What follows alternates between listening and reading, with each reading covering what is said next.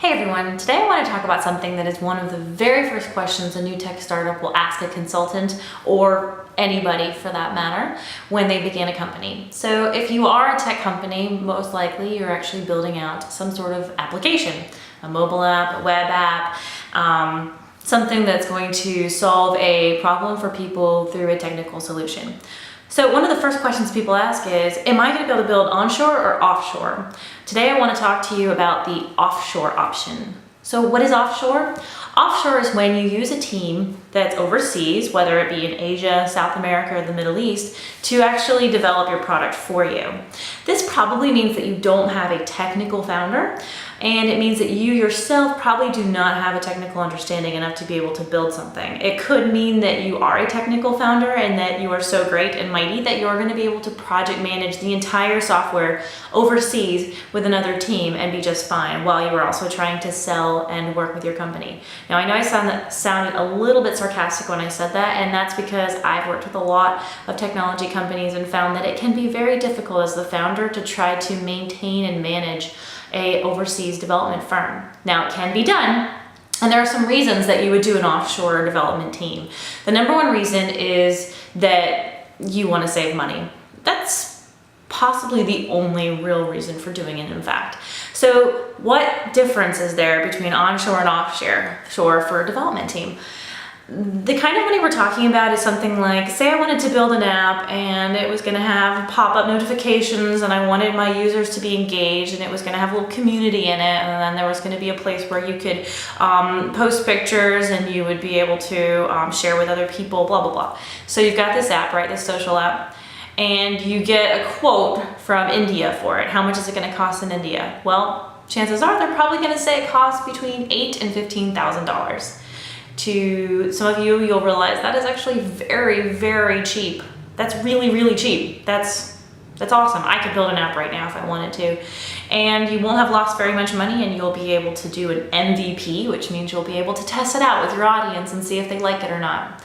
That's great, because if you went onshore with that same product, I can tell you it's probably going to be a lot more. As somebody who works very closely with the development teams to be able to help people afford development onshore, it's probably going to cost you between $60,000 and $150,000 to build the exact same application. Now, when I say the exact same, I mean that in theory it's exactly the same.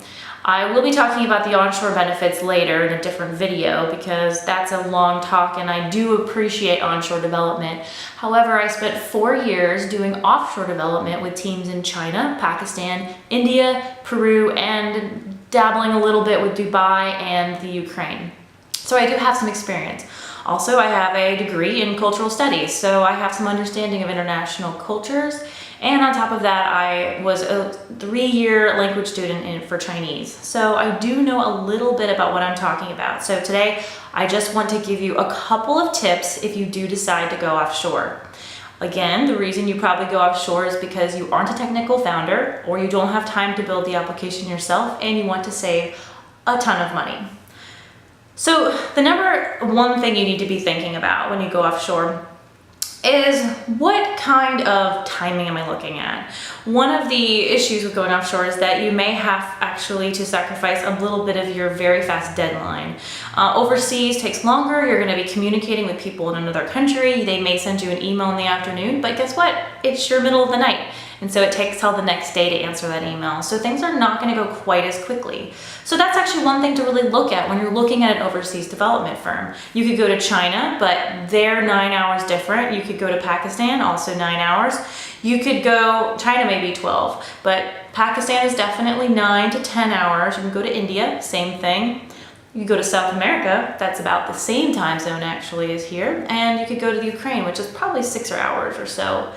And so timing can be a problem. One time I was building a huge application in China, and I ended up having to stay up all night for my client for probably 2 weeks in a row, just trying to make sure that the app was ready for a big deadline. And that was not cool. I did it, but just know as a founder that you're not going to get sleep if you're working in a country that's 12 hours different than you.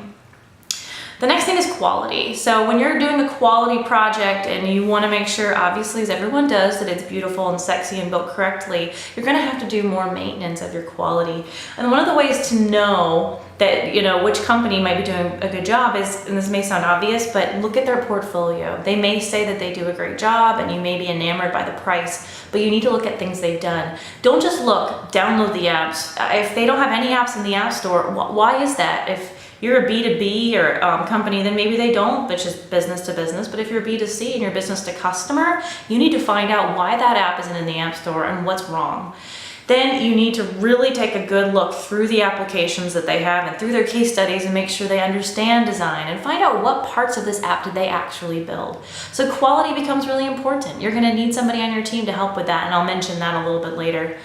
And of course, the third thing is budget. We already talked about it, but you just want to make sure that the price they're giving you covers everything. Sometimes this is called fixed bid. So I've done a lot of fixed bid projects. In a fixed bid project, you're basically telling them, I want A, B, C, D, E, F, and G in my app. That's all I want. How much is it going to cost? They give you a price, and no matter what, even if they forgot to mention something or the testing doesn't work or the logic didn't happen and you have to fix it, they should not compromise on that price.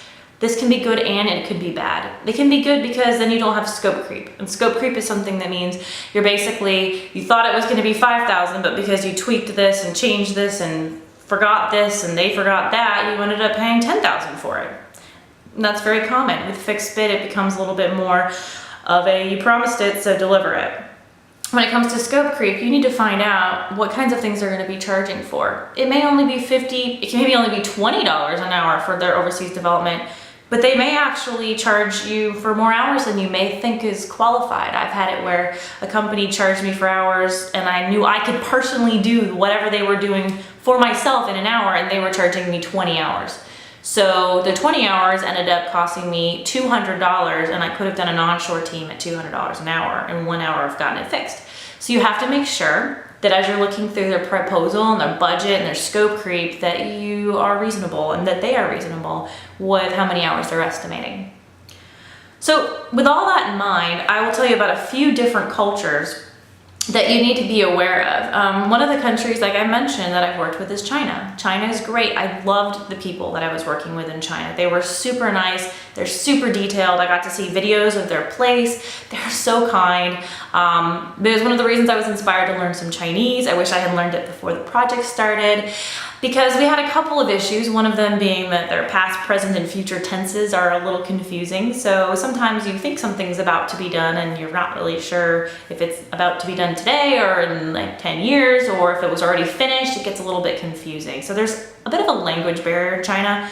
There's also the major issue of time zone difference. It's very difficult to work with a team that's the exact opposite schedule as you, so that can be a problem.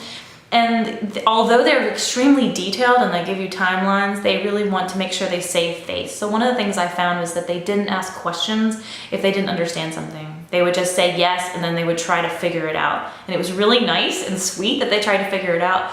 But at the same time, it wasted a lot of our time because they wouldn't figure it out quite right. And if they had just asked me, we could have got it done a lot faster. It's kind of like guys asking for directions. Very similar. The other country that I've worked with is Pakistan. So I actually have family in Pakistan. I know I don't look very Pakistani because I'm not, but I have family in Pakistan and also in India. India is a very similar culture when it comes to development.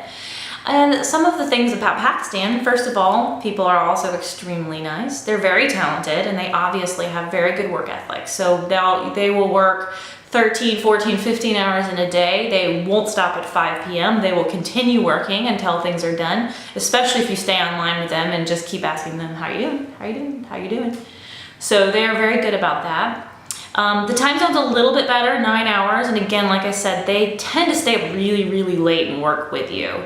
Another huge plus if you're having problems is actually to fly to Pakistan. This is kind of I know, not the best country to go to, but I've been there and it's actually very beautiful. You can fly to the country and meet your team if you're doing a large project. I would actually recommend it because everything in Pakistan and probably in India as well is very relationship based. So if they've seen you in person, You are now related to them, they now care about you, and they will make sure your project gets done on time. So that's a big recommendation that I would have. Spend the $1,000, go to Pakistan, get the shots, it'll be good. And then the negative about Pakistan is the yes factor. So in that culture, even if you're asking for directions like, hey, is the bathroom down this way? They'll say yes. They'll tell you anything you want to hear because they want to make you save face and them save face. They do not want to say no. This becomes a huge problem when you're developing. For example, hey, I have a huge presentation tomorrow and I need to show this aspect of the app and it needs to work. Is that going to be done by tomorrow? Yes, that will definitely be done by tomorrow at 3 p.m. Okay, great. And then crickets. You don't hear anything the next day and you're panicking and sweating and drinking coffee and drinking alcohol and you don't know what to do. And guess what? They were just saying yes because they wanted you to feel better. So that's great, but in the end, it doesn't really help you. It's kind of like breaking up and saying, yeah, we'll still be friends. It's just not good. Just be honest. So make sure that you get clear deadlines with them and that you understand that sometimes when they say yes, they don't really mean yes. They mean kind of maybe, I hope so, will you still like me? And that's something that you should definitely keep in mind. A third country that I've worked with is actually South America. I've worked in Peru and I loved the team down there. Our company that I have just recently moved on from, Binary Ventures, actually focuses a lot of their work in Peru and they've done a great job. There are pluses and minuses as always. The pluses are, first of all, the culture there is very similar to America. It's kind of like you're working with a bunch of people in New York City. They have good English, they understand your culture, they understand design, they're really cool, and that's very much of a plus. You can also find people here who project manage who speak Spanish. Spanish is not a difficult language. If you're having a rough time, it's easier to understand what's going on. Also, the time zone's great because it's actually the same time zone as here. It's 1 hour behind the East Coast, so I'm guessing it's Central Standard Time, and I probably said that wrong. But basically, the timing's good. It's not hard to work with them. That's really a big plus for me. Some of the negatives are, it's overseas. It can still be very difficult. They also, I find, overestimate their hours. So, because they probably, I would assume that the standard of living there is a little bit higher. It's a little more expensive. And so it is a bit pricier to go to a South American country, but you're getting a better time zone and you're getting a better culture. So you have to kind of figure out what's good for you. Another one that I have not really worked with is Eastern Europe. From what I can tell, Eastern Europeans have very good work ethics and they have very good design skills. I guess that their design skills are probably the best of any that we've discussed. But again, it's still a distance and there's definitely more of a language barrier there than even with Spanish. So you have the difficulty of language and understanding things, but I haven't worked with them as well or as much, and so I don't really want to give my full opinion on the Ukraine or any of those countries. So finally, if you do go overseas, there's a couple of things I just want to encourage you to remember, and please do. This will allow you to have a very pleasant experience with your offshore development team. Number one, you need to hire an onshore, in-person, in America designer. So if you have an application and it has some web stuff and it has a cool login page and you want to have some cool pictures and all those things, do not send that to your offshore team. You must hire a designer in your city to work with you. Now, it doesn't necessarily have to be in your city, but I would highly recommend it. Sit down with them, get them to figure out your brand, figure out your name, figure out your look, figure out the app, and then make sure that it's beautiful and sexy and it works according to the iOS and Android standards. Number two, have some UX understanding. If you don't understand that sentence, then I would stop right there and get an onshore team. However, what it is user experience, and you need to understand user experience. User experience is logging into your app, going through, signing up, finding the pictures, understanding how to use it, figuring out how to watch the video, posting something. That's the user experience. If the people that are going to your app do not know how to log in and understand how to use the app in the first 2 seconds, you have lost them. You may spend only $10,000 overseas and save yourself $100,000, but you only get 1/10 of the downloads. And so you're kind of coming out the same.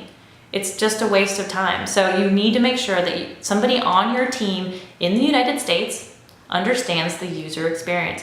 And before you send it off to that development team, you know exactly how that's going to go. You know the first page with the login, you know the next page with explaining how it works, you understand each part of it, and your team, whether it's your designer or you, have worked together to make sure that user experience is perfect. Also, you're going to want to test it, but I'm going to go into that later. The next thing is technology. So yes, you're going overseas, you're using an offshore development team. However, you need someone here on the ground that understands technology. They understand mobile apps, they understand how the web portal works. It doesn't need to be a lot unless you're doing a big app. We've had very large applications that have been built without a technology founder, and it can be extremely difficult. For a smaller one, you don't necessarily have to have a technology founder, but you need to have somebody that you can just call and be like, hey, I'm doing this app, I thought I could do it this way, thoughts? And if they say, that's a terrible idea, do it this way instead, you're like, thanks, I'll buy you dinner. It's not a big deal, but it's somebody there that can bounce ideas off with you so that you don't go make a huge mistake and this team overseas is doing something and they're not really giving you the full picture. The next thing is plan a lot of time for testing this app. You're gonna need more time to test than you would if you did an onshore team. I'd say an extra month of testing, and I think that may be an understatement. You need a lot of testing. Every time they send you a sprint, or which is like a little part of the app they've built, assume it's messed up. Test it, test it, test it, break it, try people out, see if people like it, test it some more and send back all the results as clear as possible because they may not understand if you have an issue. You can't just say, move the button a little to the left. They will not understand that. You need your designer to come in and say, move the button 2 pixels to the left. Then they can fix that. So you're gonna have to be really specific and spend a lot of time testing.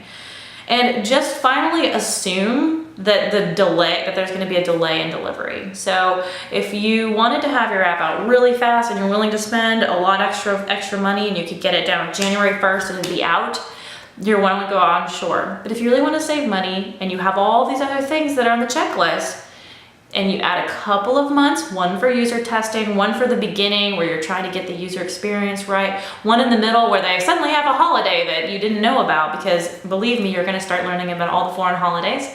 You're gonna want a couple of extra months. I'd give it 3. I'd give it 3 additional months versus doing an onshore team.